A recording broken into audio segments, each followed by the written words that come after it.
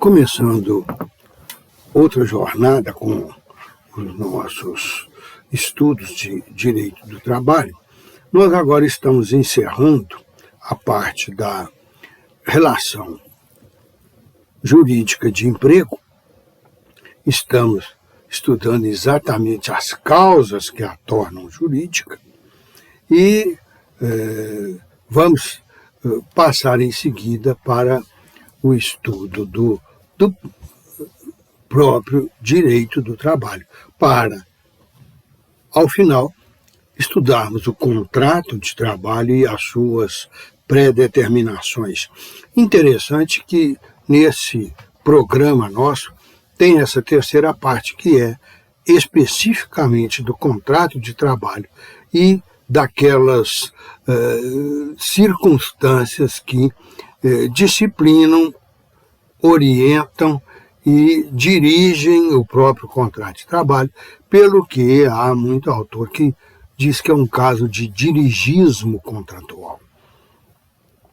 Eu entendo que não chega tanto a isto, porque não há uma predeterminação exterior ao contrato das escolhas pessoais de quem nós vamos escolher para contratar e nem do regime básico do contrato. Estas são escolhas das partes, portanto, são elas que estão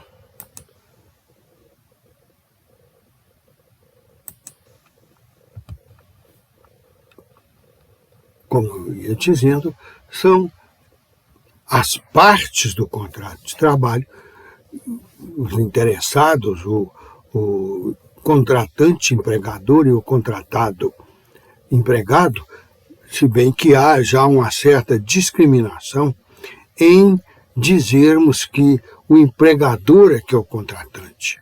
Ele não foi procurar o empregado, deveria ir, mas normalmente é o empregado que vem a ele perguntando se tem emprego ou tentando ser contratado, se oferecendo para os empregos, as vagas de emprego que foram anunciadas. Neste caso, então, eu estava falando que essas duas partes é que determinam o tipo de atividade que esse emprego vai configurar, a parte contrária que ele vai aceitar, com que ele vai aceitar fazer o contrato, a natureza, o tipo, a espécie do contrato. E então nós entendemos que não há aqui um dirigismo estatal suficientemente caracterizado. Mas há uma tendência para isto, não uma tendência no sentido de evoluir até se atingir esse fenômeno do dirigismo contratual, mas, pelo menos, no sentido de existirem aspectos deste contrato que são pré-determinados pelo poder público, exatamente com base no interesse público, que, nesse caso, atende a duas de suas vertentes. A do interesse público propriamente dito, que leva em consideração a igualdade social, a produção e a produtividade para satisfazer a sociedade, o bem-estar, a qualificação, as condições de saúde dos membros dessa sociedade. E há, além disso, a parte privada, que é o cuidado com os direitos humanos, a saúde dos indivíduos e a sua preservação frente a uma atividade desgastante, como é a atividade empregatícia, já que nós já vimos ao tratar da relação de emprego que essa atividade empregatícia é desgastante porque ela externaliza a força de trabalho do empregado, a energia de trabalho do empregado, entregando-as para não só a utilização, mas a direção e a posse do empregador. Poderíamos até dizer a propriedade, já que não é contestável, mas há uma certa resistência nossa, das pessoas que realmente estudam com essa finalidade as relações de emprego, porque nós, primeiramente, as caracterizamos como relações humanas entre pessoas. Pode até haver uma pessoa física do lado do empregador, mas quem se desgasta, quem atinge a sua própria pessoa e a sua personalidade com as atividades e com as exigências da relação de emprego é o empregado.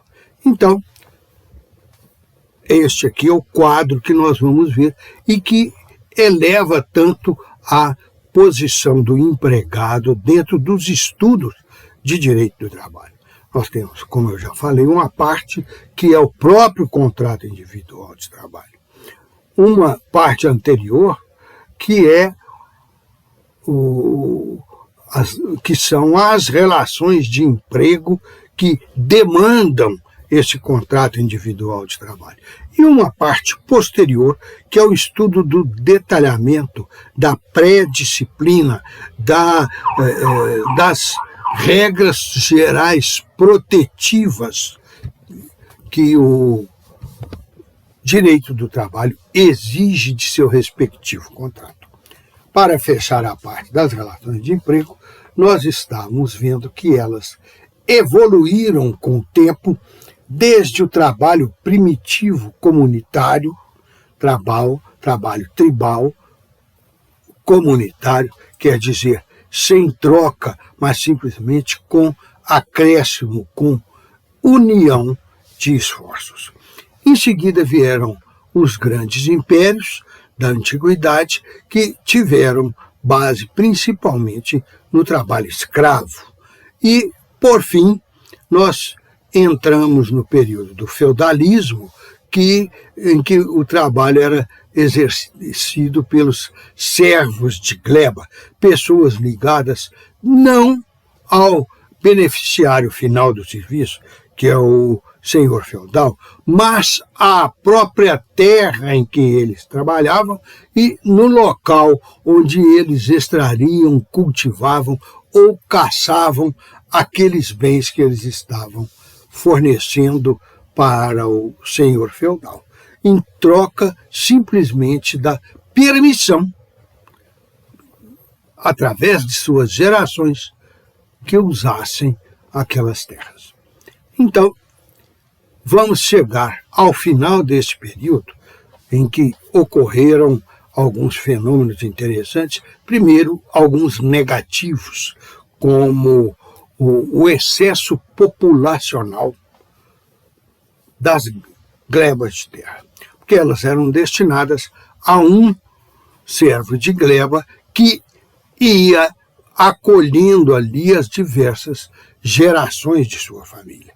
Se ele fosse fértil, prolífico o suficiente, em pouco tempo a gleba estava superpopulada.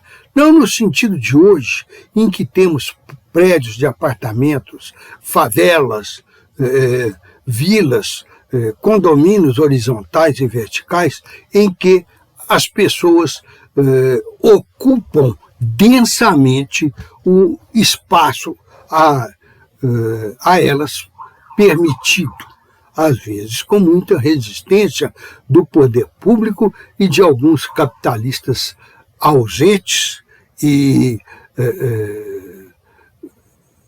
simplesmente rentistas com as suas propriedades. Então, podemos ver que,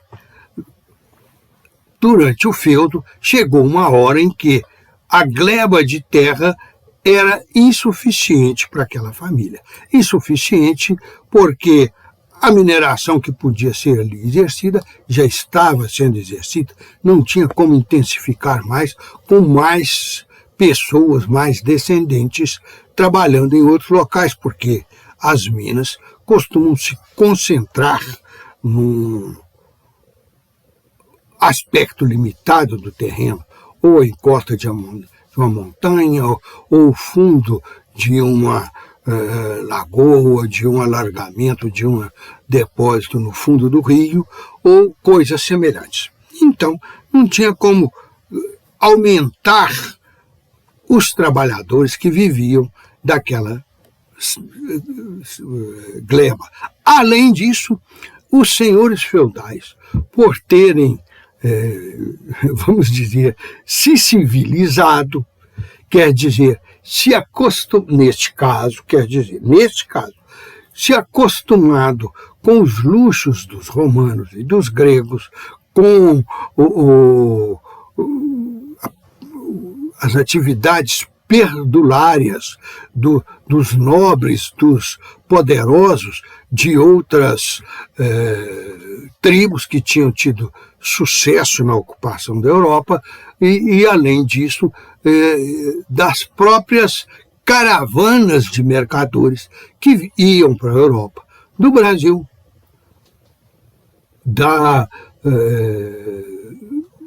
do sul da África, da Índia, do Ceilão, dos países voltados para o Oceano Índico e também dos países voltados lá para o Mar do Japão e o Oceano Pacífico, a Índia e o Japão principalmente, mas vários outros que também produziam coisas que a Europa nem sequer conhecia. À medida que foram conhecendo, passaram a desejar. Eu já expliquei para vocês que o desejo é fruto de eu conhecer e, ao mesmo tempo, desejar aquela coisa. O interesse é um pouco mais de que esse desejo, mais cogente para a própria pessoa que o sente, porque ele realmente parte de uma carência, de uma necessidade, de algo que é ligado à própria condição de vida da pessoa. Condição de subsistência, de ostentação, a condição que ela tiver, que ela modelar em sua vida. Então, a hora que foram chegando essas coisas, elas tinham que ser compradas. Então, ao senhor feudal não servia apenas ele ficar com um pouco do minério, um pouco dos mantimentos, um pouco dos tecidos que eram produzidos nas suas glebas, porque eles precisavam também de dinheiro para manter as suas cortes, os seus cupinchas, vamos dizer assim, que naquela época eram os vassalos, eram as autoridades, eram os chegados, os próximos conselheiros e amigos e tal, do rei, do imperador, daquele que ainda não tinha esses nomes, porque era simplesmente o senhor feudal. Então tudo isso lhe custava dinheiro. E mais, além desses gastos internos, ele tinha 2 externos que foram aumentando em uma velocidade bastante grande. Um deles, eu acabei de falar, era o da importação, da compra de mercadorias externas ao feudo, que ele não tinha como propor apenas uma troca. E se propusesse uma troca, como ele não produzia para o comércio, o feudo dele era apenas para essa adequação a essa vida que ele levava, matas para ele caçar, lagos para ele pescar ou se banhar, e coisas assim que não eram tão produtivas. Então ele se valia era do que conseguia arrebanhar dos servos de gleba, e já não queria mais desses servos apenas alimento, apenas o necessário para a subsistência. Ele queria deles também dinheiro, ele queria deles o cofre cheio para as despesas externas, as despesas com as importações para si, para todos os seus vassalos, a sua cúpula, e também, além Diz que ele queria manter os seus exércitos, ele precisava de financiar todos esses novos gastos que ele, senhor feudal, foi implantando em seu feudo.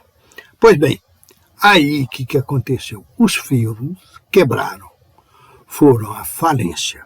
Como resultado, o senhor de feudal se endividou com os seus senhores militares, com os banqueiros que estavam surgindo na época, com os importadores e exportadores, os que promoviam aquelas caravanas ao exterior e de indenizações pelas guerras que ele tivesse perdido, se bem que nesse caso tinha um valor compensatório das indenizações, dos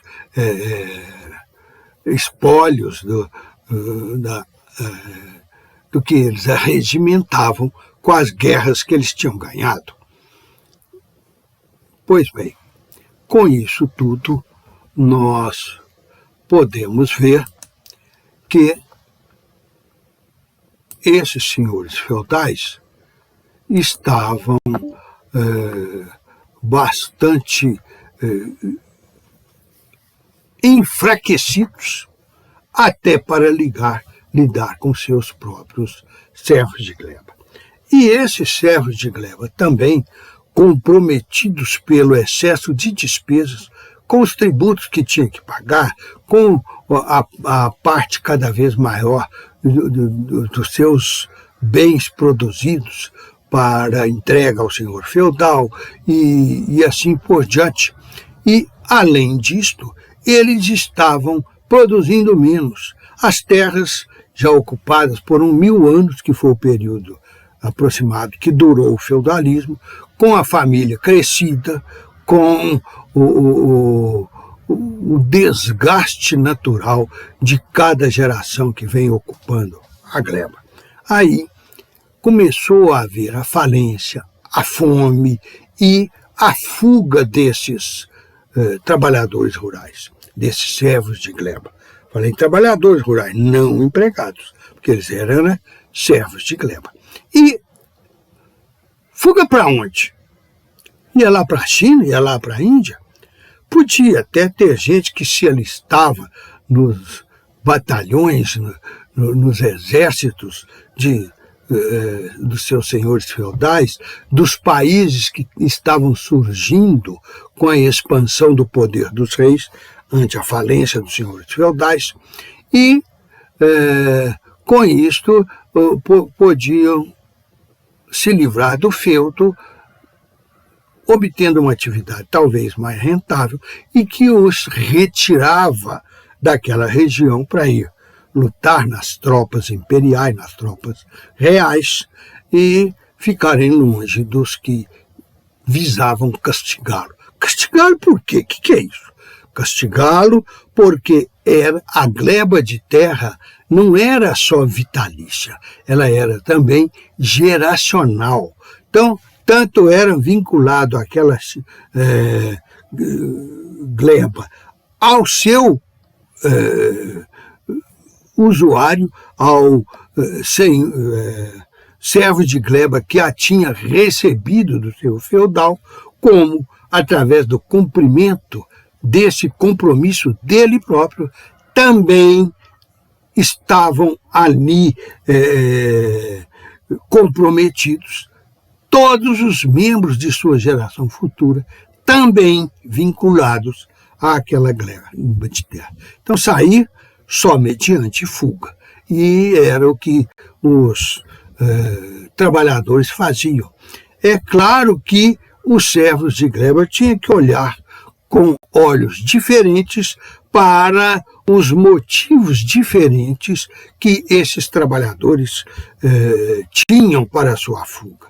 O primeiro motivo, comum a todos eles, era a situação de pobreza generalizada em que eles estavam entrando, até mesmo por provocação do próprio senhor feudal ao lhes aumentar os impostos, ao lhes aumentar a parcela dos alimentos e dos recursos por eles produzidos que deveria ir para o senhor feudal e a sua corte. Geralmente, um desses senhores feudais era, por algum motivo histórico, dinástico, comunitário, era considerado o rei daquele povo. E esses reis, então, que estavam, por um certo período, vivendo exatamente como senhores feudais, foram se imbuindo mais da sua dinastia real e reivindicando-a como forma de eles, reis, saírem daquela quebradeira, daquela falência em que os outros senhores feudais estavam entrando. Porque aí, além de receber os estipêndios dos servos de sua gleba, da gleba do senhor feudal rei ou do senhor feudal imperador, eles estariam também recebendo dos outros senhores feudais, que passavam a ser para ele meros vassalos, componentes de seu domínio. Então, esses reis começaram a crescer o seu prestígio e o seu poder sobre os reinos. Foi aí que se consolidaram os primeiros países da história moderna. Obviamente, os países europeus, porque ao final desta fase, quando em 1453, mais ou menos, pode ter algum algarismo errado aí, ou algum dígito, como se fala hoje, mas esta possibilidade de um reino se estabelecer, definir as suas fronteiras e viver ali independentemente, surgiu nessa fase, porque os senhores feudais deixaram de ter apoio externo, seja da igreja, seja do Império Romano. O Império Romano caiu, o Império Romano lá do Oriente, que nós aqui do Ocidente já tinha caído em 467, se não me engano, 460 e pouco, depois de Cristo. Ele tinha caído na mão dos próprios bárbaros, que, como eu disse, esses termos bárbaros é meio discutível, mas dos próprios bárbaros que tinham ocupado a Europa. E esses bárbaros, depois que ocuparam a Europa, se tornaram reis, dominadores, sedentários, organizadores de seu Estado, de forças armadas profissionais e não apenas constituídas pelo próprio povo em armas, e depois até com os profissionais que se alugavam como forças armadas, em vez de ser profissionais das forças armadas do próprio reino ou do próprio império. Aí nasceram as forças armadas mercenárias. Com isso tudo, os reis consolidaram o seu poder e criaram como base territorial desse seu poder o Estado moderno. E eu estou falando Estado moderno exatamente para diferenciá-lo daqueles estados gregos, romanos, assírios, egípcios. E aí vocês falam, mas qual que é a diferença? Existem muitas diferenças a partir da definição do território, a partir da definição de uma estrutura político-estatal, a partir da definição de uma, diríamos, ideologia, mas não é só ideologia, é um plano e uma estratégia de organização e dominação desses outros aspectos que eu falei. Então, isso aí é que constituíram os impérios ou os reinos, mas em todos eles os estados modernos. Se vocês quiserem mais aprofundamento sobre essa diferença dos estados modernos para os estados da antiguidade clássica, mais ainda lá para trás, para os impérios primitivos, para as tribos, vocês devem consultar os professores de ciência do Estado e de direito constitucional. Alguns aspectos daí são de ciência do Estado e outros são de direito constitucional.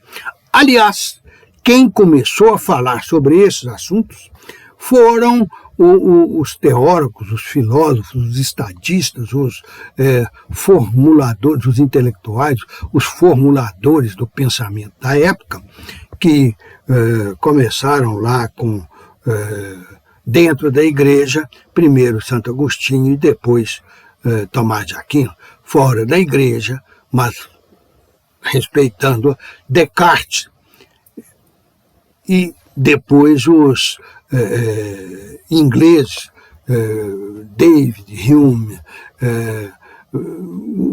os dois Stuart Mill, o John Stuart Mill, que era o filho, principalmente, e vários outros, e mais os chamados enciclopedistas, porque eles se notabilizaram por duas atividades com que eles marcaram muito bem aquela época logo anterior à Revolução Francesa. Vejam, Roma caiu na metade do século XVI e um século e meio depois, quando estávamos em 1700, século XVIII, já estava havendo a Revolução Francesa, já estava havendo a Revolução Política, já estava havendo a Revolução Inglesa, que era industrial, que era econômica. Então, o mundo já tinha assumido essa nova característica de divisão em estados, de industrialização e de nomeação com ampla circulação de valores simbólicos, de valores representativos da riqueza, como a moeda. Em algumas épocas usaram o ouro que agora volta a ser usado com os senhores pastores educadores, aqueles que assambarcaram as relações do Ministério da Educação com as prefeituras, os grandes grupos educacionais e tal, que necessitavam de verbas para tocar as suas atividades e que esses pastores cobravam as verbas. Agora, recente, isso foi descoberto acho que semana atrasada e está dando a maior badalação aí na imprensa. E esses pastores, ao invés de pastorear as suas ovelhas na terra e os seus sonhos nas nuvens, eles pastoreavam as verbas do Ministério da Educação em sua debandada para as prefeituras municipais do Brasil. E, para isso, esses pastores distribuidores de verbas distribuíam também encargos ou ônus. Eles exigiam, em troca da concessão estatal que eles intermediavam, também valores privados em espécie ou em ouro, em barras de ouro, para os seus cofres, as suas riquezas e até as offshore com que eles, a exemplo dos ministros, os ministros que são chefes deles, fazem. Por que eles não podem fazer? As offshore, em que eles lavavam e ocultavam esses valores recebidos das prefeituras, como, agora vamos dar um nome para toda essa operação que eu acabei de falar, como corrupção, desvio administrativo, exercício da tal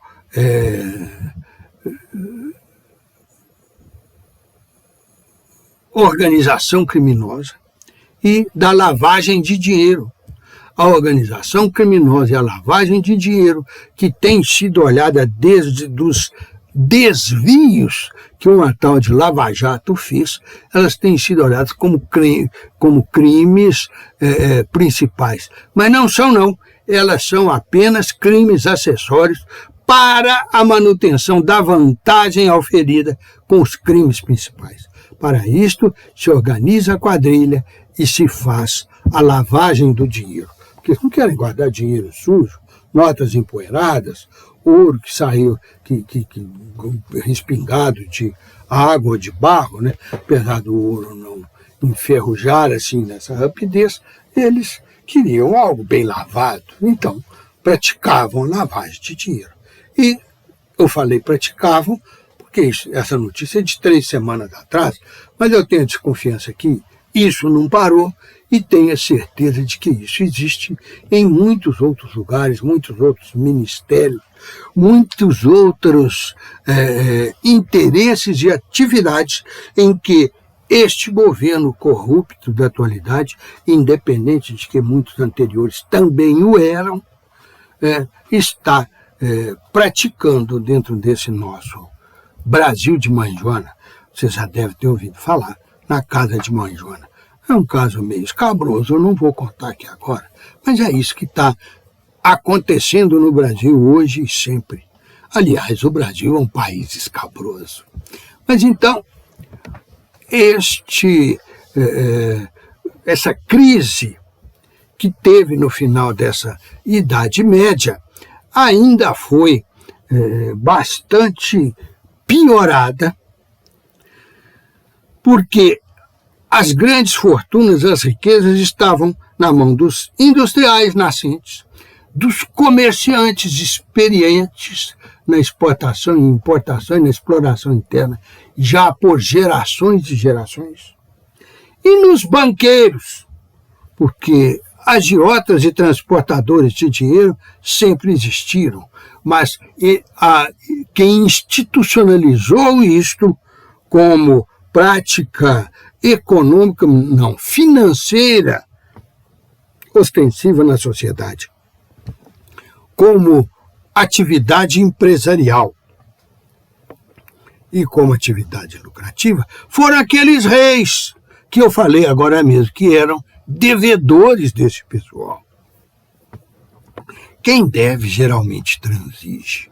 Quem deve e quem carece. Então, quem transigia na época eram os reis, que já tinham vencido os senhores feudais, e os trabalhadores, que continuavam na sua velha rotina de transigir e de encher os cofres e as bolsas dos poderosos da época. E aí, então, nós tivemos a maior crise que a humanidade tinha sofrido até então. Uma crise em que a igreja, ou as igrejas, que já existia mais de uma igreja cristã, as igrejas desse povo europeu que se dizia cristão, começaram a ser prejudicadas porque passaram a ter menos doações, a ter menos ostentação com as suas profissões, os seus sacrifícios, as suas excursões e até as suas cruzadas. E começaram a ter também menos espórtulas, menos daquele dinheiro que os cristãos punham nos cofres das igrejas, dos templos, e os judeus punham nas gavetas das sinagogas. Eles não aceitavam aqui os templos com os minaretes árabes, porque eles tinham acabado de expulsar os árabes e de detonar toda a sociedade e a economia árabes, que continuam detonados até hoje, expulsando-os da Europa e contendo-os e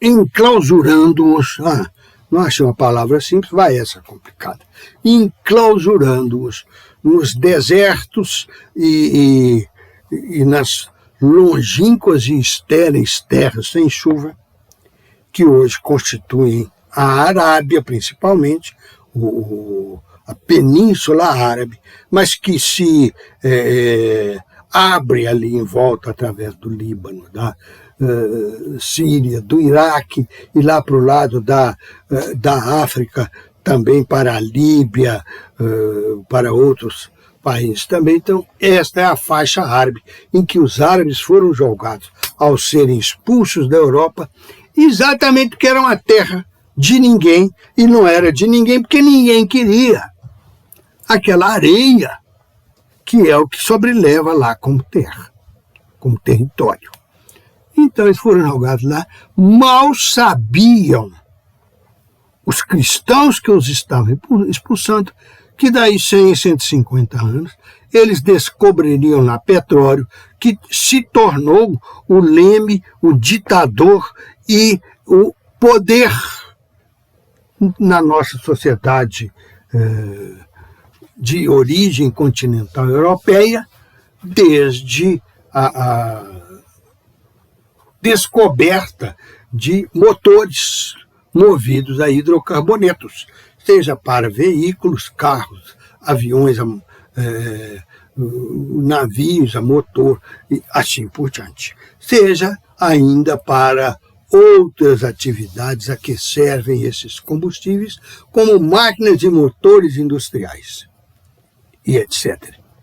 Aí pararam até de cortar madeira. Foi quando os europeus, depois de dizimada mais da metade da floresta, ou dizimados mais de metade dos recursos naturais da Europa, eles cismaram, isso lá em 1700 e pouco, de preservar o restante, porque eles já tinham as máquinas e até os aquecedores e fonte de iluminação da lâmpada ligada numa fonte de energia, do petróleo que eles tomavam dos árabes a preços ridículos, e não precisavam mais de floresta para aquecer as suas caldeiras, os seus fogões, as suas tertúlias intelecto-alcoólicas nos espaços dos castelos, e não precisando mais, então aquilo não devia ser mexido. Nós também deveríamos parar de mexer nos nossos.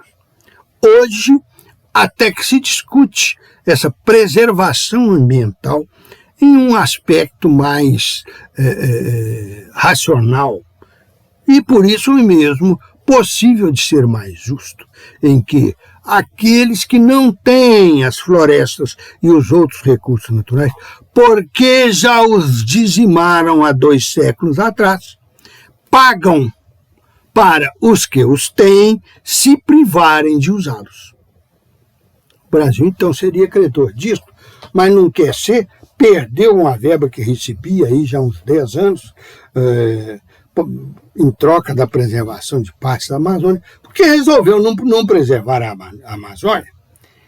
É mais fácil condenar outras pessoas à morte de que mandar embora o carrasco, porque ele é ágil no uso de algum instrumento de morte. É mais fácil soltar a matilha dos garimpeiros, dos lenhadores, dos madeireiros, dos donos do agronegócio em cima da mata, do que botar até exército para segurá-los de volta e não ter nenhuma forma de direito por cima ou por baixo do pano para sustentar aquele que tem que dar autorização, ou então se fazer de ouvidos moucos e olhos cegos para deixar os outros correrem à solta. Mas tem uma outra coisa interessante aqui. Ninguém vai lá para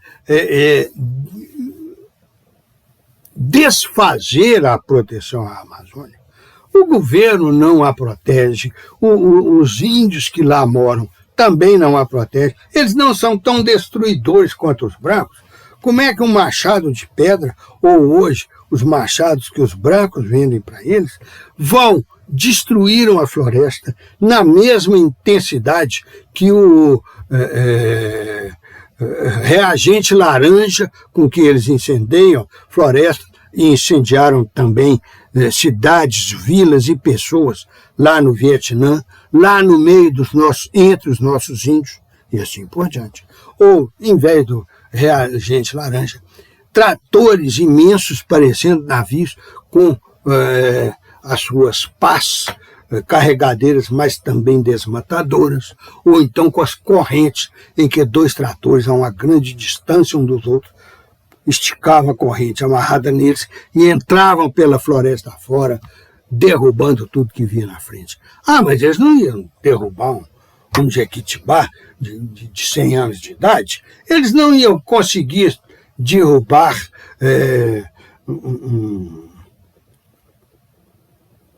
uma peroba, um jacarandá, um pau-ferro, seja lá mais o que, de madeira de lei, de madeira nobre, de madeira resistente. Primeiro, que talvez derrubem, pelo menos os mais novos, os mais frágeis. Segundo, que eles não precisam de derrubar isso tudo porque eles cortam e vendem. Jogam dentro do rio e vai da nascente até a foz do rio, passa pelos portos, pelos embarcadouros, até chegar no maior porto de todo, que geralmente está na foz do rio, exceto para o São Francisco, e debaixo da fiscalização, debaixo até dos ambientalistas, e chegam na hora de serem embarcados para levar para o exterior, sem que ninguém tenha visto aquelas árvores enormes sendo levadas pela corrente do rio. É uma coisa meio inacreditável, né? Mas o fato é que eles tiram as grandes árvores antes porque elas lhe dão mais dinheiro. Então, dessa maneira, desmata-se. E como falei, mesmo os que são bonzinhos, mesmo os que têm vista para o futuro da proteção da floresta, eles acabam se enfraquecendo, se omitindo ou se vendendo nessa atividade. E outro detalhe, floresta, bicho, monumento histórico, não precisa de proteção. Protege-se algo que está fraco, algo que dentro da estrutura, dentro do ambiente, dentro do sistema, está sofrendo as consequências sistêmicas e, por isso, perdendo a sua capacidade de vida, a sua vitalidade. Então, a floresta não precisa de nós irmos lá protegê-la. Ela precisa é que a gente não vá lá destruí-la. As águas não precisam de nós para serem limpas. Basta que nós não sejamos poluentes. Elas não vão exigir um recurso humano, uma atividade exaustiva humana para ficarem limpinhas. Não. Sai de lá e deixa que elas se cuidam. O mato se cuida, os animais se cuidam. As onças comem os coelhos comem os vegetais puxam os minerais da terra e vivem num ciclo de ajuda mútua, um ciclo que faz bem para todo mundo. Ou, expressão meio idiota, num círculo virtuoso. Eles tiram isso da expressão círculo vicioso, porque o vício é algo que escraviza a pessoa e prolonga a sua atividade ou a necessidade da pessoa a respeito dela. E aí, ele fazendo isso, ele se transforma num ciclo. A pessoa usa, aumenta a vontade de usar. Torna a usar, aumenta as causas que fizeram ela usar. O desespero, a ansiedade, a angústia, a depressão, a má vida, a vida descontrolada com a sua própria família, os distúrbios mentais, a baixa educação. E baixa educação que eu estou falando não é só de quem mora aqui embaixo ou lá em cima na favela, não. É de quem mora no alto, mas no outro é também de quem, e até principalmente, de quem mora no alto, mas em outro alto. O alto dos grandes edifícios, o alto das regiões chiques de Belo Horizonte, como as Mangabeiras, ou do Rio de Janeiro, como agora, ultimamente, está sendo a Tijuca, o alto de São Paulo, como são os Jardins, e assim por diante. Eles moram lá, não tem nenhum entrosamento com uma vida que lhes dê um retorno pessoal de alegria, de felicidade, de autorrealização. Então, eles usam para essas coisas a droga que os leva para o tal do círculo vicioso.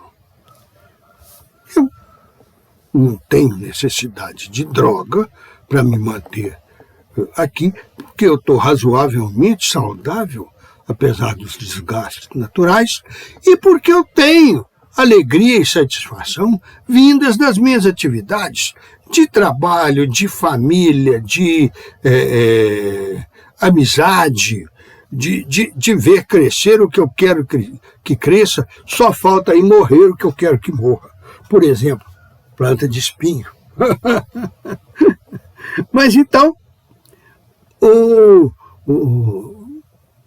círculo vicioso, ele tem uma lógica na própria figura. Círculo virtuoso, não.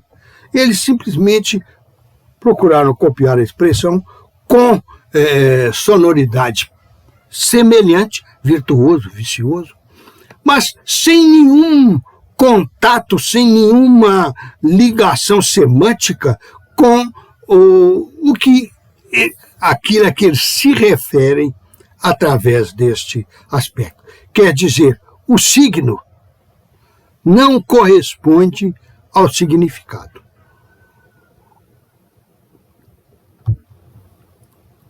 A virtude não é circular e nem o círculo é virtuoso.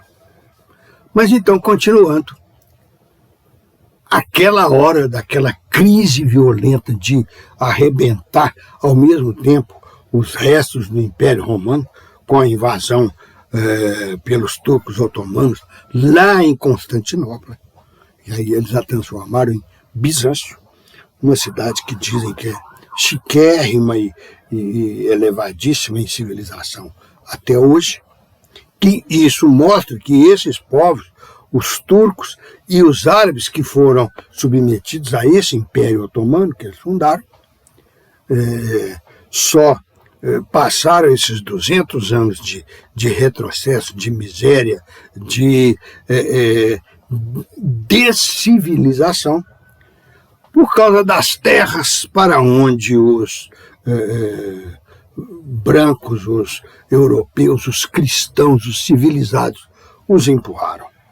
Eles fizeram, como dizem eles, árabes, uma hégira, ou, como dizem os judeus, uma diáspora dos povos árabes. E aí, você vai dizer, mas os europeus eram donos da Europa, por que os árabes foram avançar lá? Primeiro, os árabes tinham muito mais tempo de Europa, 1000 anos, 800 anos, para ser mais exato, quando os europeus, que 500 anos antes, nem sequer existiam, porque quando que dá 500 anos antes aí de 1600, 1700? Ou um pouco mais, 1800. Dá lá por volta de 1300, 1400, que foi quando os bárbaros que estavam invadindo a Europa derrubaram Roma. Quer dizer, naquela época, os europeus ainda eram estrangeiros na Europa, bárbaros, com o que eles queriam significar sem civilização, nômades e viviam exclusivamente de atividades primitivas, como os homens pré-históricos. Então, eles tinham só 500 anos de Europa, com toda a sua barbárie, e os mouros, os árabes, os sarracenos, os ismaelitas. Vejam na Bíblia por que são chamados ismaelitas. Lá no Abraão, no Jacó, no Isaac e em Ismael. Vejam lá. Mas então, tocando aqui, aliás, existe um livro sobre esse aspecto que eu estou falando, a destruição, o arraso que estava a Europa, quando caiu o feudalismo, que foi por causa disso, e o avanço civilizatório que tinham os árabes, os mouros, habitantes da Europa naquele período. Tem um livro que se chama As Sombras da Romanceira, de um autor que se chama Tariq Ali, e é romance, fácil de ler, interessante, pequeno, mas extremamente elucidativo sobre os conflitos, as destruições do mundo naquela época e, aí por volta de 1500, um pouco antes e tal, até 1700, os conflitos e até mesmo a destruição que os brancos europeus civilizados fizeram cruelmente, a crueldade deles, contra aqueles povos árabes e mouros. Árabes e mouros é a mesma coisa. E também já um prenúncio, já uma primeira abordagem do que eles viriam fazer, a mesma pessoa viria fazer nas Américas que estavam sendo descobertas. Então, aí vocês vão ter uma avaliação em história narrada, em fábula, por assim dizer, em romance, dessa passagem negra da história da humanidade. E os cristãos só conseguiram sair disso pela violência, pelo morticínio, pela escravização de todos os outros povos, pela usurpação de terras, bens e minérios, árvores e coisas valiosos. O pau do Brasil lá na Europa valia uma fortuna, mas o Brasil fornecia pau-brasil e muito mais fornecia ouro, pedras preciosas, prata, essas coisinhas que a gente põe no pescoço ou na orelha, ou no dedo, né? Está aqui. Mas que serve também para encher cofres e enriquecer a história de povos. Então, a este conflito todo, vocês viram, eu falei de invenções, eu falei de industrialização, eu falei de implantação do comércio, eu falei de criação dos bancos, eu falei de civilização paulatina dos povos e tal, mas eu não falei de desastre econômico. Eu não falei de mudança radical na exploração dos bens da natureza. Eu não falarei em abandono ou em escassez de mãos para explorar esses bens da natureza. Pelo contrário, eu tinha falado em excesso de população nos feudos que estava fugindo para a cidade e se empregar nessas novas atividades. Eu estava falando da descoberta de um novo mundo onde teve escassez de gente que dominasse. Portugal tinha pouquíssima gente para mandar para cá. Espanha tinha mais, mas para mandar para o México, e o México naquele tempo ia até mais uma grande parte ao norte. Todo o sul dos Estados Unidos foi usurpado do México, e é muito fácil vocês verificarem isso na prática. Peguem os Estados Unidos e olhem em tudo, indo do sul para o norte, que tem nome espanhol. Cidades, rios, territórios, minas, riquezas, matas, tudo mesmo. Até lá na metade dos Estados Unidos tem nome árabe. Por quê? Porque os americanos são apaixonados pela sonoridade da fala espanhola, porque eles tomaram aquelas terras do México quando elas já tinham nome.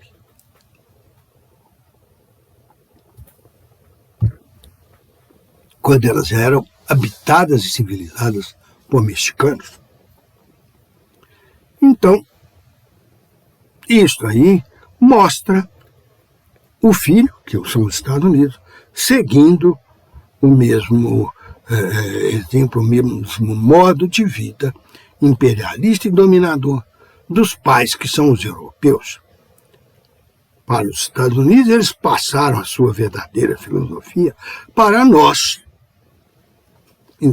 Eles passaram a pobreza de espírito, a pobreza de consciência, antes de passar a pobreza econômica dos esforços da nossa civilização brasileira. Mas, continuando, vejam que então a economia, a guerra, tal, são subsidiários nesse quadro. O que é importante aí é o fato de a sociedade ter passado a viver mal e porcamente. E o que é a sociedade? Vamos arrolar. Primeiro, a grande maioria, que eram os fugitivos dos feudos e mais um gato pingado ou outro nascido na cidade, que iam trabalhar nas fábricas, na mineração e até no comércio. Esses eram pobres, miseráveis, que tinham saído do feudo sabendo fazer uma única atividade, que era aquela que era obrigatoriamente exercida em suas glebas, em cada gleba, e não tendo um tostão, porque eles saíram de lá fugidos. Então, eles vieram para a condição mais miserável que a humanidade civilizada, se é que ela tem civilização, já ofereceu para seus filhos. Depois, nós vimos logo em seguida que eles aplicaram e replicaram isso com os índios da América, com os aborígenes da África, com os hindus e os outros povos da Ásia. Quer dizer, os europeus construíram o inferno no mundo. Da mesma maneira que os judeus tinham construído o inferno na Bíblia. Mas o fato é que a pobreza se generalizou quanto aos pobres. As igrejas, como eu estava falando lá atrás, não tinham mais como arrecadar o tanto de dinheiro que era arrecadar. Tanto que lá por volta de 1400, 1500, houve a cisão das diversas igrejas, com Martinho Lutero, por exemplo, acusando a Igreja Católica por vender indulgências. Indulgência, gente, é uma espécie de passagem para o céu. Então a Igreja estava vendendo lugar no céu. Os Martim Lutero e seus seguidores se insurgiram contra isso. Eles adotaram outra maneira para se autofinanciar e para se enriquecerem. O dízimo.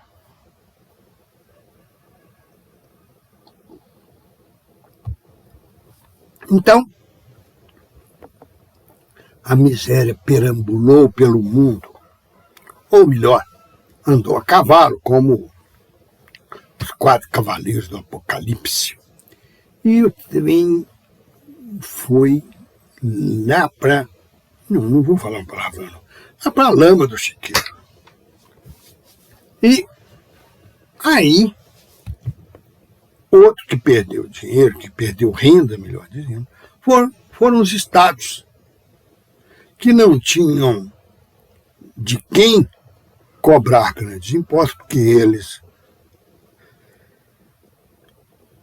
aquinhoavam os ricos, eles davam isenções de impostos, cobrança de alíquota baixa, financiamento ou ajuda para pagar os financiamentos dos bancos e tal. E, além disso, com a diminuição da renda e da lucratividade desses ricos, ele passou a ganhar de impostos menos ainda. E os classe média, porque não existia emprego de classe média. E os operários também ficavam sem ganhar dinheiro, porque grande parte deles estava permanentemente desempregada. Os outros que estavam desempregados apenas temporariamente e reiteradamente, eles, quando estavam trabalhando, ganhavam uma miséria, porque não havia sequer noção de que isso era contrato de trabalho.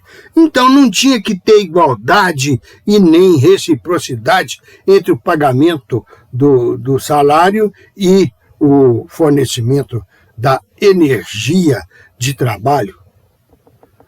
Eles ganhavam miséria e o empregador, se eles sonhassem de reclamar algum dia, de pedir um aumento, ou mesmo sem pedir aumento, se chegasse no fim do ano, o empregador não tivesse lucrado e ganhado o tanto que ele pretendia, ou se esse valor tivesse baixado do anterior para cá, ele chamava os empregadores: eu vou reduzir em 10% o salário de vocês. Mas por que então não pode? Eu não dou conta de viver só. Então eu mando vocês embora, vocês ficam sem os 100% de salário.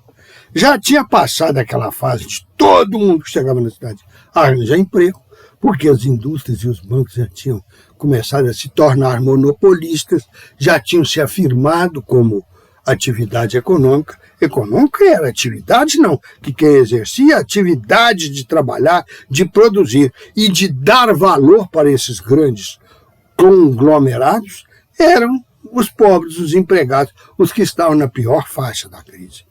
Mas o Estado também estava em crise, porque não tinha... que caiu a renda dele e aumentou o serviço. Que ele é que tinha que tratar dos pobres doentes, que já estava diminuindo bastante aquelas instituições caritativas, como existem as santas casas de hoje, e existiam os hospitalares, as pessoas que davam acolhida para os mais necessitados. Já estava tudo diminuindo, porque estava tudo em crise. Então, ao Estado aumentou a despesa e estavam diminuindo paulatinamente as rendas. Então, ele também estava descontente com aquela questão social. Vejam que anteriormente não tinha tido nenhuma questão social. As brigas, as lutas, os golpes, as insatisfações, os assassinatos de reis e companhia eram principalmente por guerra, por política dinástica, por terras, por influência e poder. Questão social que considerava a sociedade como um todo, toda ela empobrecida, a primeira vez foi essa, por volta do início do século XVIII, um pouco no século XVII, e entrando para o XVIII e, infelizmente, tocando até hoje, com algumas raras mitigações, quer dizer, algumas raras melhorias, algumas raras assistências aos trabalhadores sacrificados por essa questão social, e que agora estão tendendo a acabar com a reforma ou deforma da CLT de 2017 e 2019, e uma outra que está saindo do forno do Ministério do Trabalho, chefiado por uma claque de fascistas, dos quais eu não sei qual que está no comando hoje, não sei qual que é o ministro do Trabalho, mas, de qualquer maneira, todos eles alta e violentamente patronais. Essa palavra, dentro do direito do trabalho, tem o significado de favoráveis ou aquinhoadores dos patrões. Então, eles estão, primeiro, dizimando a CLT. Primeiro, não, que antes eles dizimaram as resistências a essa CLT. Porque o nosso governo de hoje e o anterior a ele são descendentes ipsis literis da época da ditadura, em que nós tínhamos uma hierarquia. Primeiro, o estrangeiro, na frente deles, os Estados Unidos. Depois, os grandes potentados, rentistas, agiotas, industriais e agronegociantes, que ocupam a casta mais alta do Brasil. Depois essa classe média que vive aí choramingando aumento do governo, e ele não dá, igual o governo de Minas vai publicar agora a lei dando 10%, sendo que o salário já desvalorizou em quase 30%, e os empregados do Estado, né, os servidores públicos, estão pedindo em torno de 20 e tantos, 24, por aí assim. Ele vai dar 10 e já vai publicar como quem diz, vocês não estão nem aí, eu não ouço o que vocês falam. Ou aceita isso ou devolve os 10% e continua como vocês ganhavam antes. Então, essa situação clamorosa dos empregados hoje teve o seu auge no começo como questão social que atazanou desde os servos de gleba, que continuavam lá, passando pelos fugidos e pelos operários e trabalhadores urbanos e mesmo rurais, eu dei alguns exemplos disso aqui, que sucederam a esses anteriores.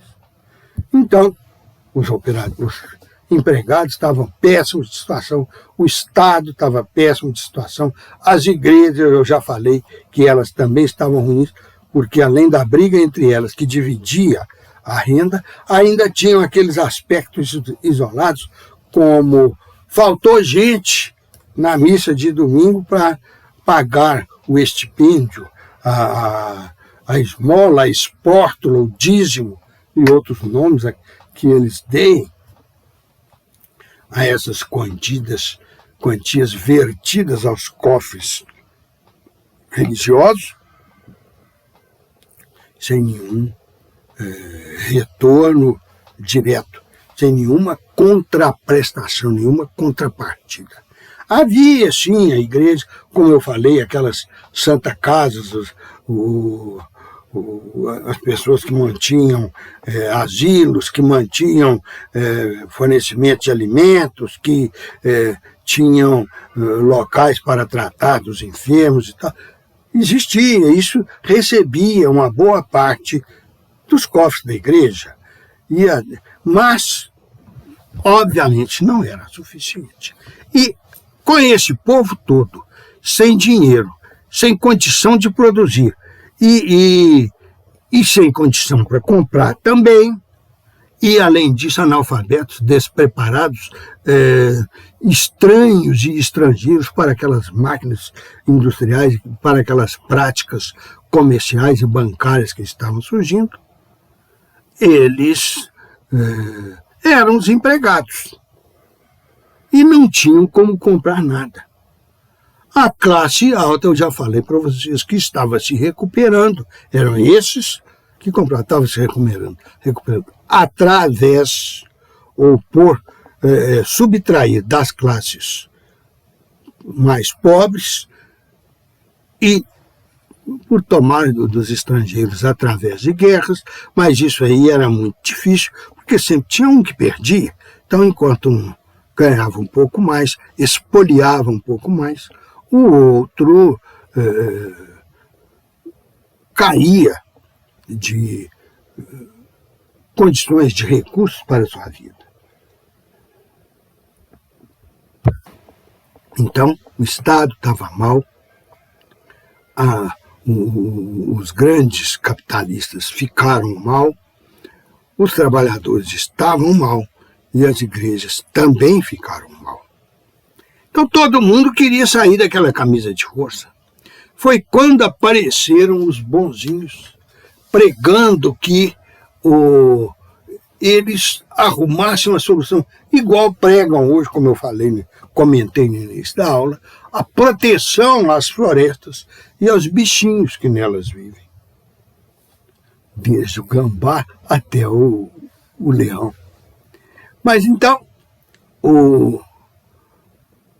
gente, eu estou ironizando desse jeito, vou dar um parênteses aqui, as coisas da Terra, porque realmente hoje não existe nenhuma solução sendo feita de uma maneira generalizada que pudesse extinguir o problema ou recuperar os efeitos ou defeitos do problema ambiental.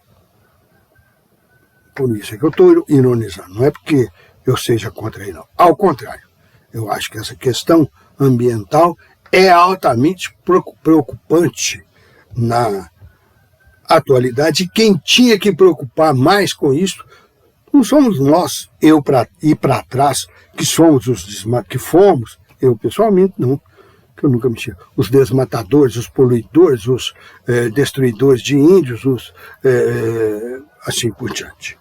São vocês e de vocês para frente, porque vocês é que vão pegar um mundo inóspito destruído por nós. Escolham o que vocês querem fazer. Vocês, como nessa época que eu estava falando,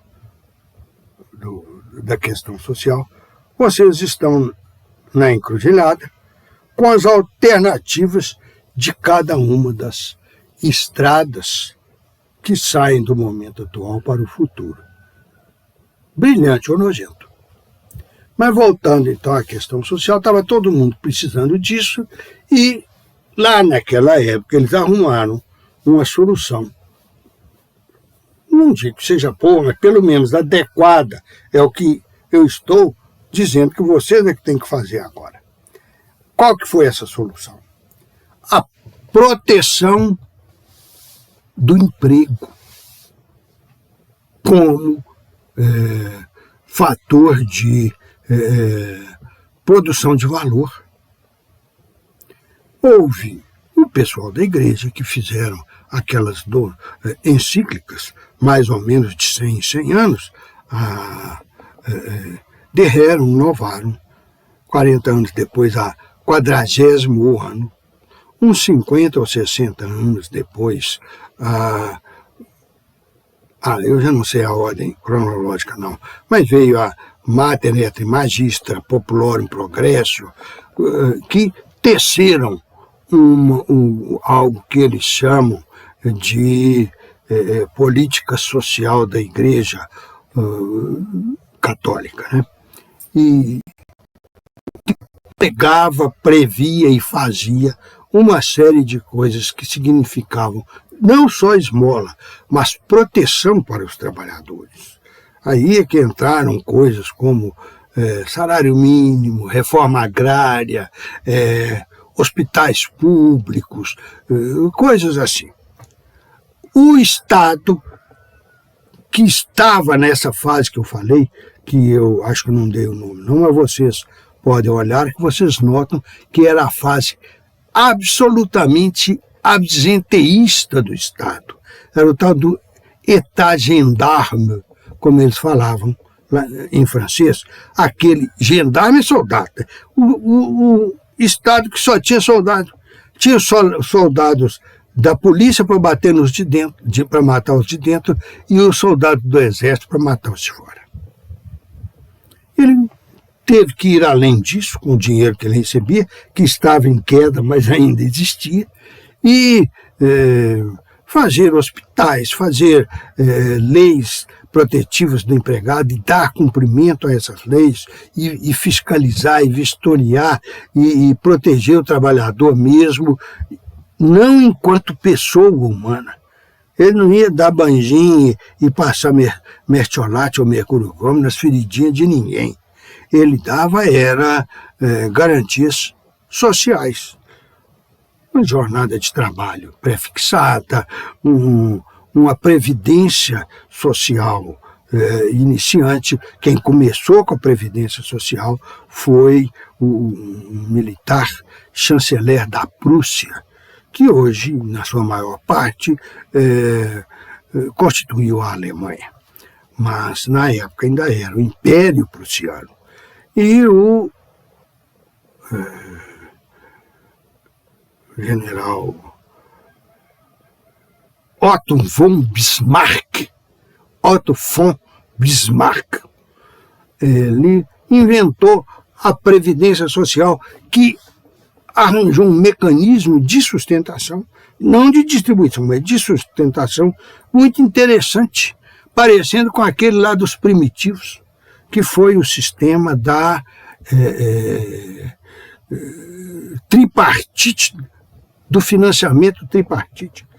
Os operários pagavam uma parte, os empregadores pagavam outra parte, e dizem as teorias e as leis a respeito disso, inclusive a nossa Constituição, artigos 194 e 195, que o Estado daria outra parte. Mas, eu então tinha o trabalhador, o empregador e a sociedade ou o Estado. Eu acho que não, que o Estado é um que ganha da sociedade e a sociedade é outra, que se compõe de todos os que ganham, seja grandes rendas, seja grandes lucros, seja salários grandes, médios, pequenos e até ínfimos.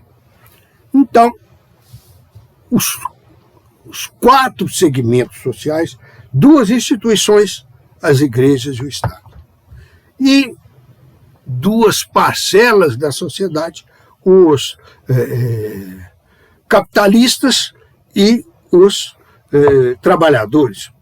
Esses 4 que compunham a sociedade como um todo estavam extremamente carentes, extremamente insatisfeitos com a sociedade, sem nenhuma abertura de futuro, porque quem devia produzir renda não estava produzindo, que não tinha chance, não tinha poder e não tinha espaço para isso. Então, fizeram as reformas trabalhistas, esses 4. Mas também entraram aqueles filósofos e políticos e educadores e pensadores sociais e intelectuais, que eu já falei antes. E disso aí, a análise de tudo isso ainda trouxe um terceiro tipo de pessoa, que são os economistas e sociólogos que fazem essa análise e a atualizam. Entre vários, Ricardo, Stuart Mill e tal, destacou-se um deles que se chamou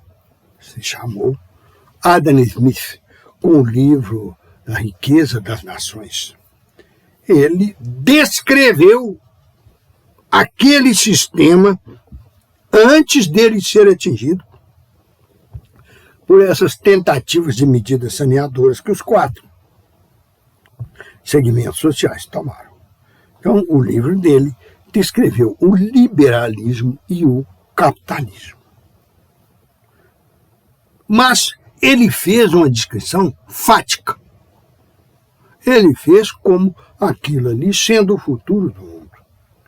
Depois dele veio um outro também sociólogo, filósofo e principalmente economista, que chama um tal de Karl Marx, não sei se vocês ouviram falar, que fez um outro livro chamado O Capital. Aliás, é um livro que tem uns 3 ou 4 volumes, dependendo da edição, e que fazia não mais a descrição que o Adam Smith fez, mas fazia a análise crítica e propositiva desse capitalismo liberal.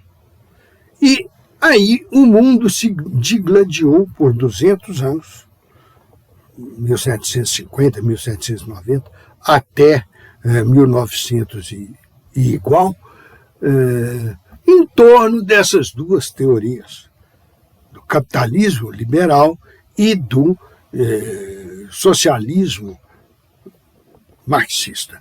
Até que, na segunda metade desse século XIX, eles começaram a fazer uma crítica e alternativa para os dois. Depois da Segunda Guerra Mundial, os dois implantados aqui ou ali, o capitalismo mais antigo e em muito mais lugares, mas eles deram umas modificações. Nós passamos para a democracia social e para a nova economia de um sujeito que dirigiu praticamente, que orientou a política econômica dos Estados Unidos durante a guerra. Os Estados Unidos começou a guerra quebrado por causa da falência da Bolsa de 1930 e terminou ela riquíssimo por causa do presidente, que além de fazer o Estado produzir para viver, ainda recebeu muita coisa da Europa derrotada. Eu estou falando da Europa, porque não foi só a Alemanha que lutou contra os países aliados, não. A Noruega e a Finlândia tentaram invadir a Rússia, a Itália invadiu um punhado de países ali nos Alpes, a Espanha era também fascista, nazista, e recebeu a ajuda do Hitler para a sua guerra civil anterior à Guerra Mundial. Então, Portugal também estava nessa mesma linha e depois ainda sofreu um golpe de Estado. O Antônio Salazar tomou o governo, ficou no governo por uns 30 ou 40 anos, dentro de um regime de PIDE, é o nome da polícia política e secreta lá dele, e de ditadura aqui no Brasil, censura, morte, tortura, desaparecimento, limitação de atividades, fechamento de atividades de terceiros que se mostrassem, além de ser uma oposição, que como é que o botequim do seu Manel, que vende cachaça, vai se opor ao Estado ditatorial? Mas ele vende cachaça, o povo que bebe está ali comentando política, xingando o ditador, ele entra na roda e fala também, vai mais cachaça. Aí o governo entra, os fregueses desaparecem, não aparece mais nem na casa deles, nem em lugar nenhum. O seu Manuel é torturado até ficar lelé da cuca, até ficar completamente sem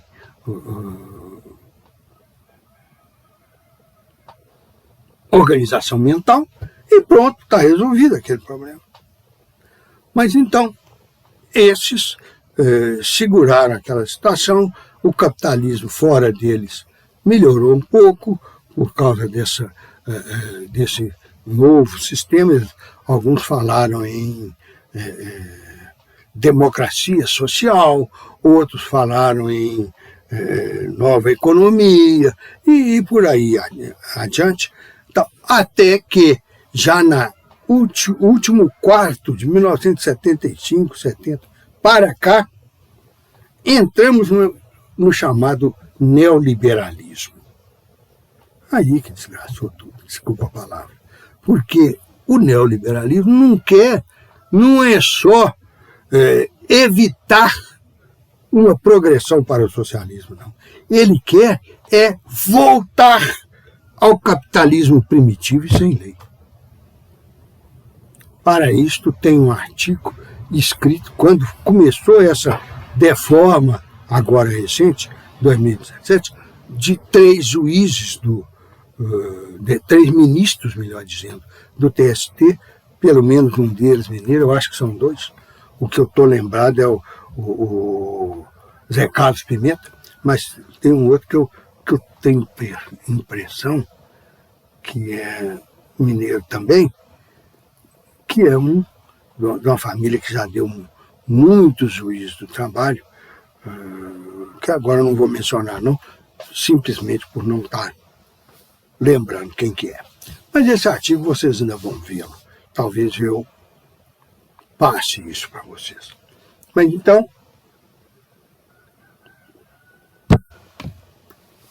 é o panorama em que nós estamos vivendo, de um retrocesso. E retrocedeu a posição e a economia do operário, gente. Não tem jeito. Cai o Estado, cai os impostos que ele arrecada, cai o lucro dos operários, caem os juros. Não, juros sobe. Porque juros é engraçado. Quanto menos tem consumidor para eles, crediário mais ele sobe. Então o banco, quando emprestava 10 mil, ganhava X de juro. Quando empresta só 5, ganha o mesmo 5, porque eles dobram a taxa. É uma coisa monstruosa. Ou melhor, uma coisa inteligentíssima, viu? Então, encerramos essa parte. E agora podemos ver, naquelas fases lá iniciais, o trabalho era comunitário, depois era escravista imperial, depois era feudal, servos de gleba, depois veio a ser operário, mas sem nenhuma proteção, sem proteção nenhuma. E agora, operário com uma lei que protege, que está sendo destruída aos poucos. E como é que eles organizavam juridicamente esse negócio? Vejo que de todas as formas o empregado está perdendo. Ora, aqueles lá de trás tinha a sua organização em seu próprio nome. Escravismo, trabalho comunitário, escravismo, servilismo, exploração capitalista. Hoje, nós temos uma coisa diferente, porque continua havendo o capitalismo e a sua busca de exploração, mas nós temos uma legislação trabalhista, tendo um corpo de juízes para aplicá-la, temos 2 corpos para fiscalizá-la, um de atuação judicial, que é o Ministério Público do Trabalho, e um de atuação administrativa, que é o Ministério do Trabalho, um órgão do poder executivo, e que esse poder executivo da agora, como porta-voz, representante, realizador dos interesses, dos sonhos e até dos pesadelos do agronegócio, dos estrangeiros, das corporações estrangeiras, dos banqueiros, ele tem lutado sistematicamente para diminuir ou extinguir, inclusive extinguiu o Ministério do Trabalho, depois o reabriu porque precisava de dar um bom emprego para alguém que provavelmente é o que está lá hoje. Mas então, ou os cupichas dele, mas então Aí vai piorando. Agora, nós estamos estudando o direito do trabalho numa época em que ele está descendo ladeira abaixo. E com ele, toda a nossa sociedade está descendo ladeira abaixo. Porque o que a sociedade mais precisa é de quem compre. Quem compre arroz, quem compre feijão, quem compre patins, quem compre iate, quem compre móvel de madeira, quem compre qualquer bugiganga, quem pague curso particular. Vocês são os privilegiados nesse ponto. Eu também fui, eu não nego, eu estudei nessa mesma escola onde hoje estou dando aula e vocês estão estudando. Mas os outros das escolas particulares compram escola, compram ensino, compram diploma, compram pagamento. Então, a sociedade capitalista tem que ter quem compra, porque o capital não mexe sozinho. O capital sai da mão do capitalista de duas maneiras. Ou para ir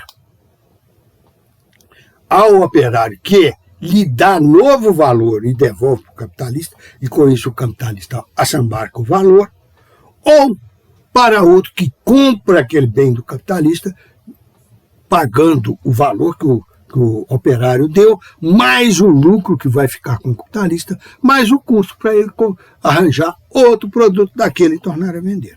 Como vejam, essa venda, esta entrega remunerada do trabalho, do bem, é essencial para que aqui sim roda mesmo, porque começa com a produção que aumenta o valor do bem e vai passando pela mão de todo mundo até chegar no pagamento do salário do empregado, que vai entrar na volta seguinte da espiral como consumidor.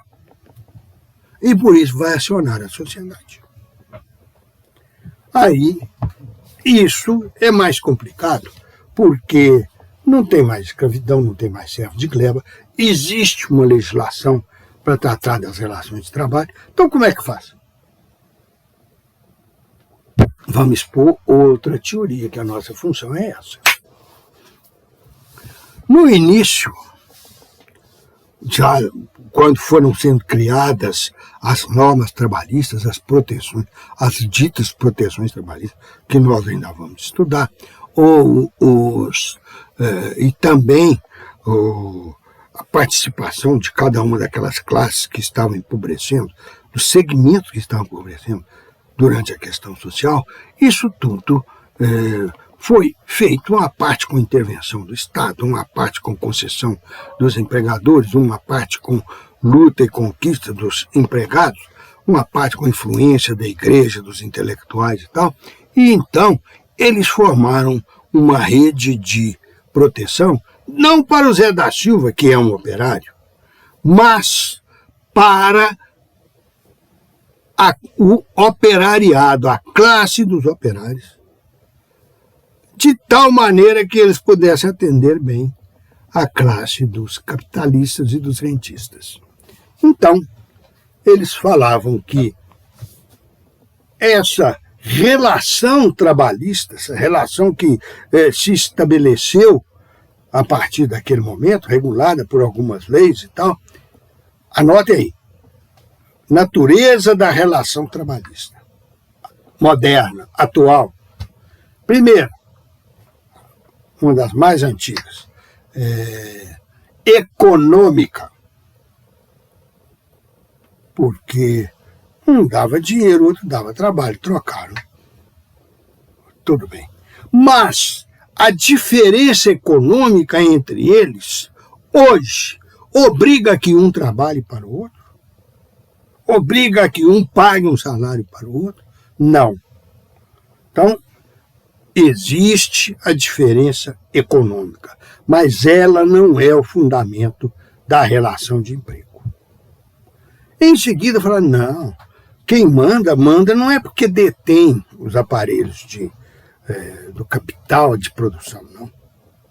Tanto que tem muita gente que detém esses aparelhos e não consegue ganhar dinheiro com eles.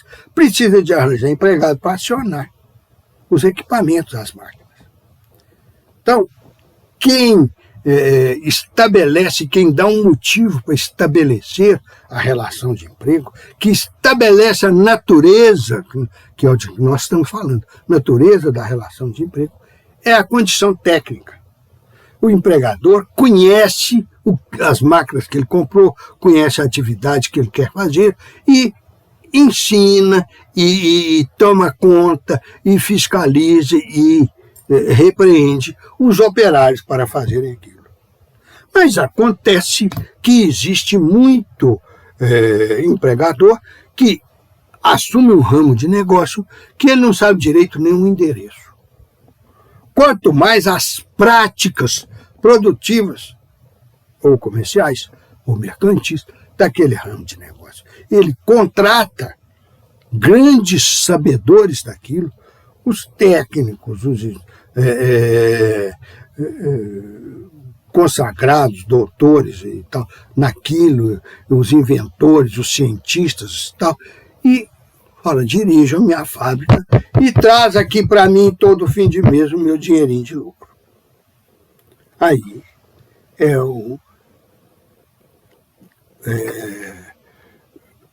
a relação técnica. Então, já falei na econômica, já falei na técnica. Não é essa relação técnica que dá domínio para o empregador, tanto que tem esse exemplo que eu dei, que muitas vezes é o próprio empregado que traz a técnica e os conhecimentos necessários. Então, então é social. É porque nós somos bambambam, nós somos o SIC, nós moramos nas Mangabeiras, então nós temos carro do ano importado. O Ziraldo, aquele humorista, cartunista e tal, lá para 1980, por aí assim, na época de hiperinflação, que é mais ou menos a história do Brasil toda, tivemos isso na época de 80, tivemos isso lá pelo ano 2000, tivemos isso de novo, agora não tivemos não, estamos tendo. Mas então, ele um dia falou, eu hoje de manhã realizei o meu sonho. Consegui comprar um carro rabo de peixe Cadillac 1956. Mas então, não era a razão, a natureza da relação de emprego, não era a economia, não era a técnica, e era o social? Não. A lei proíbe diferenciações, inclusive e principalmente de direitos entre as pessoas, com base no seu aspecto social, na sua condição social. Então eles pensaram, gente, mas é o quê? Aí eles começaram a falar na figura do contrato individual de trabalho. Não. Esta relação de emprego nasce juridicamente, porque as partes contratam a relação que elas vão estabelecer entre si, então se obrigam a atuar de acordo com essa contratação, como essa contratação descreve a realização que eles mesmos se impuseram. Então pronto,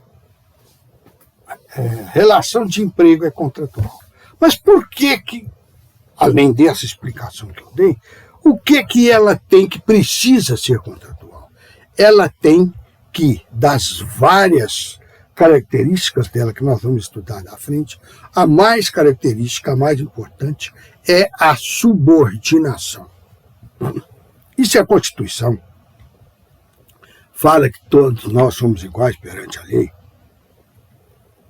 Se as religiões pregam que devemos tratar igualmente uns aos outros, se a medicina, a psiquiatria, a neurologia dizem que nossa constituição física, se não exatamente igual, é pelo menos similar, tem um mais forte, um mais fraco, um deficiente físico, outro não, mas no geral nós somos iguais.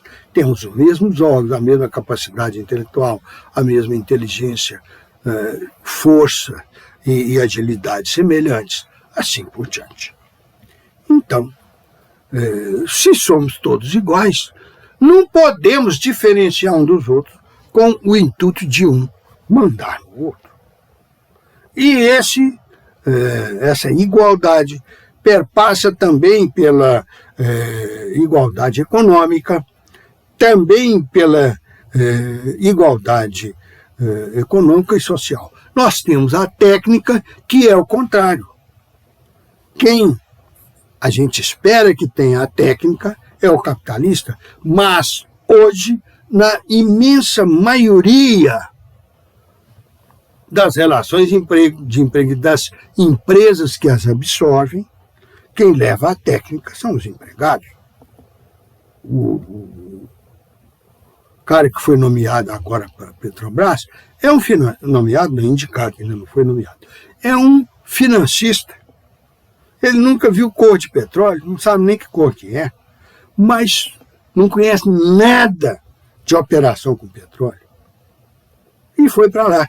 Mas ele tem ali uma quantidade imensa de técnicos, de engenheiros, de pesquisadores, de cientistas, que são os melhores naquela atividade. Então, ele joga dentro da Petrobras esses conhecimentos que ele está adquirindo deles pela seção, através da seção da força de trabalho. Então, essa parte técnica também não justifica a diferenciação. O que justifica? O contrato individual do trabalho. Por ele é que eu falo, eu me comprometo a obedecer às ordens de fulano, a me subordinar a fulano de tal. Então, a relação de emprego é uma relação jurídica porque ela se baseia em uma subordinação jurídica. E aí terminamos toda essa parte de relação, inclusive quanto a essa natureza dela e natureza da subordinação. Para vocês, eu vou terminar aqui um pouquinho antes, porque... Um pouquinho antes não, já está no tempo. E assim nós encerramos nossa atividade dessa semana. Quanto à aula, vocês ainda têm que rever esse negócio, pegar algum livro para confirmar, porque se eu estiver mentindo. Tchau.